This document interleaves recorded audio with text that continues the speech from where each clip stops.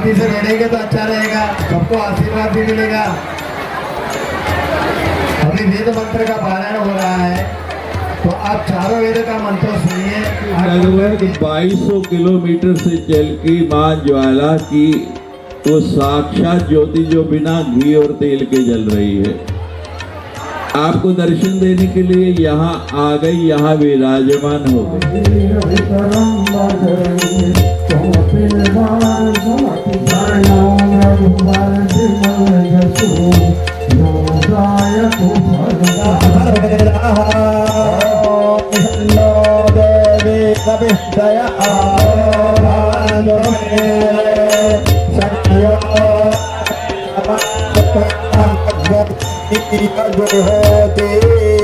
ओम शांति शांति शांति शांतिर्भवतु सर्वत्र सन्तु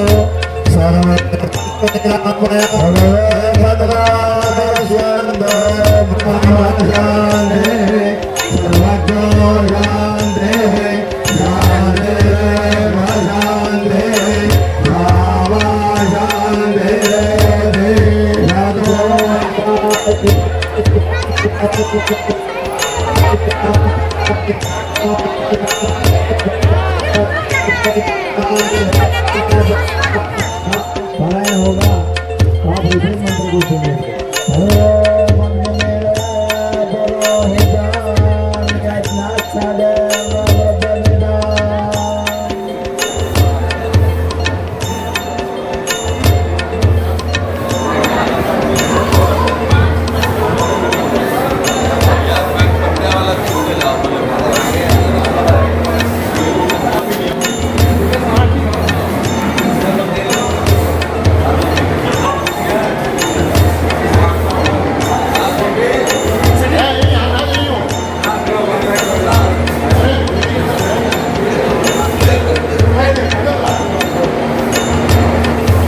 लग रहा है, इतनी खुशी महसूस हो रही है कि लोगों में इतनी श्रद्धा, इतनी सेवा है।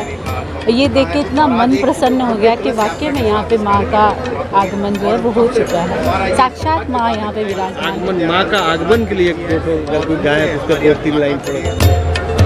तुम कहती हो मैया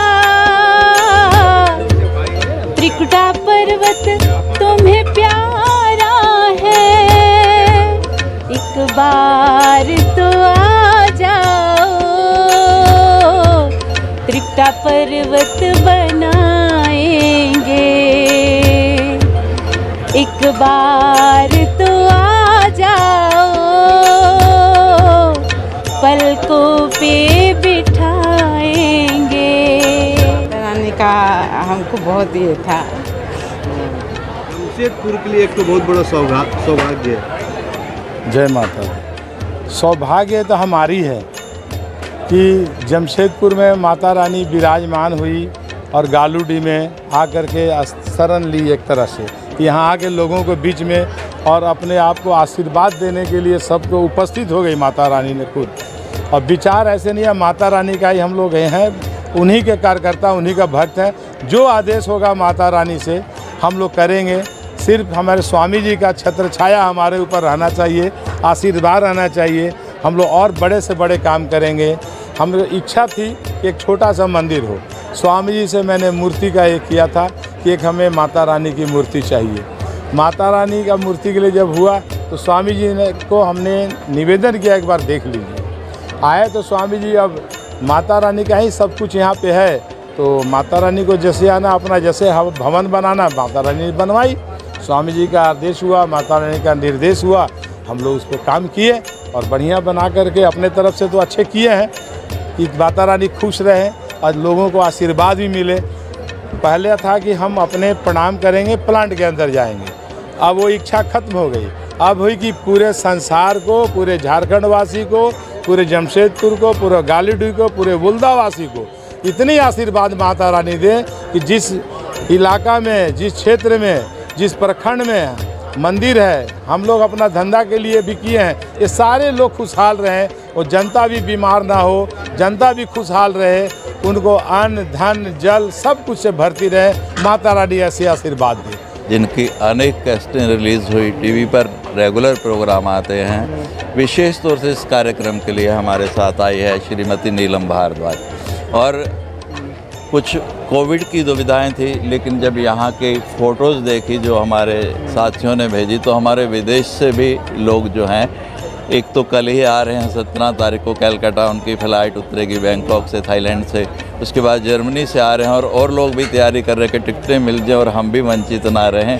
तो लोग इतने उत्साहित हैं और कल से जब आप इनकी मधुर आवाज़ सुनेंगे तो आपको लगेगा हम घर बैठे टीवी के ऊपर सुन रहे हैं। यात्रा में पहली बार अपने जीवन में मैं खुली गाड़ी में लोगों के बीच गया कि हर एक निकट से मुझे देख सके, तो एक एक चेहरा मैंने पढ़ा।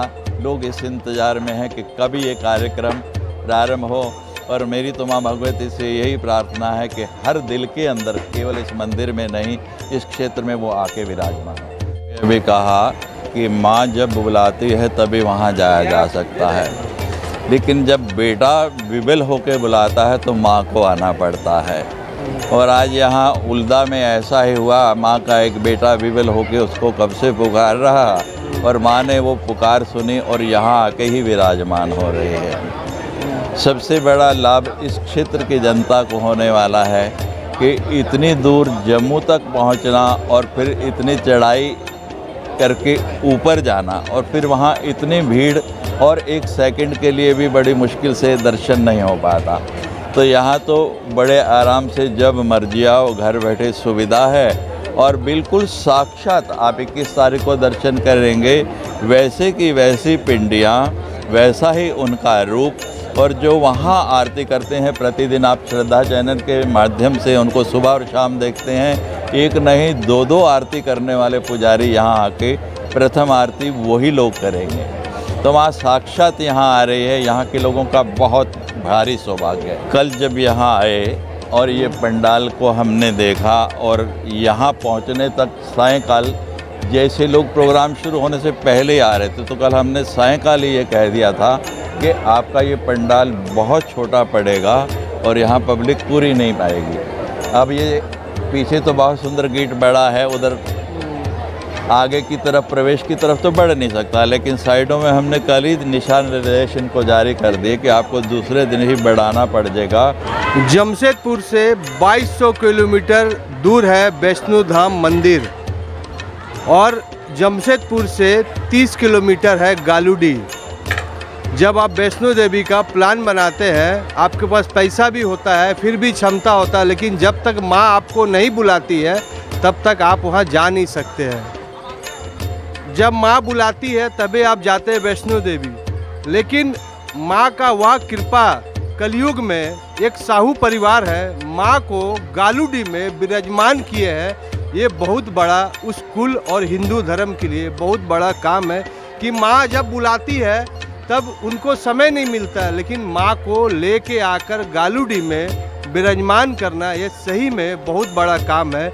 और आज उसका तैयारी स्टार्ट हो चुका है। कलश यात्रा कम से कम 1000 महिला कलश यात्रा से शुरुआत की। यहाँ मेरे पीछे जहाँ पर प्रवचन होगा, दुर्गा का 9 रूप को दिखाया गया है, और आप यहाँ आके देखिए, वह गालूडी आप भूल जाएंगे, क्योंकि यहाँ का पूरा रंग भक्ति में माँ का दरबार सज चुका है और माँ आ चुकी है।